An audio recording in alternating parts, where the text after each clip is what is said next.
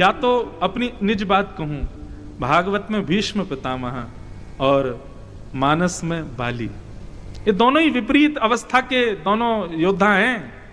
वहां पर भीष्म पितामह भी कौरव पक्ष के थे और यहां पर बाली भी सुग्रीव के विपक्षी था। इन दोनों को ही ठाकुर जी ने वो योग्यताएं वैसी अंतिम समय दिया जिस अंतिम समय को पाने के लिए लोग तरसते हैं।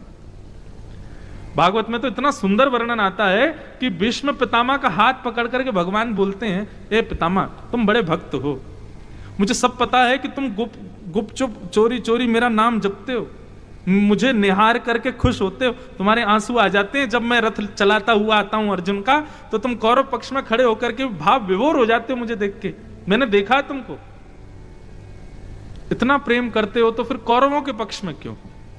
इन दुष्टों ने मेरी बहन को निर्वस्त्र किया, ऐसे कौरवों का संग कर रहे हो तुम, क्यों? भीष्म पितामह बहुत सुंदर तर्क देते हैं, बोले नाथ स्वामी का दर्शन दाएं बाएं या पीछे खड़े होकर के अच्छा नहीं होता, स्वामी का दर्शन तो सन्मुख खड़े होकर के ही होता है। यदि पांडव पक्ष में रहता तो आपके दाएं खड़े होता या बाएं खड़े होता या आपके पीछे बैठा होता अर्जुन की तरह। अर्जुन से पूछो, उसने देखा आपको जब आप रथ चलाते थे तो घोड़ों की धूल उड़कर के आपके प्रश्वेत के बिंदु से लगती थी, आपका मुखमंडल जब दिखता था, अर्जुन ने देखा? वो नहीं देखा। क्यों? कैसे देखे? पीछे बैठा है।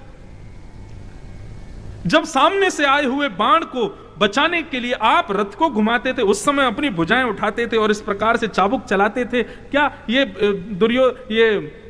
भीम और युधिष्ठिर ने ऐसा दर्शन किया आपका? नहीं किया, क्योंकि दूर दूर खड़े थे, अगल बगल में थे। आपकी प्रत्येक अवस्था का दर्शन भीष्म पितामह ने किया क्योंकि सामने खड़ा था। मुझे कौरवों से कोई लोभ थोड़ी है, मैं कौरव पक्ष में केवल इसलिए था क्योंकि मेरे स्वामी मुझको दिखते रहेंगे, मेरे नाथ मुझको दिखाई देंगे।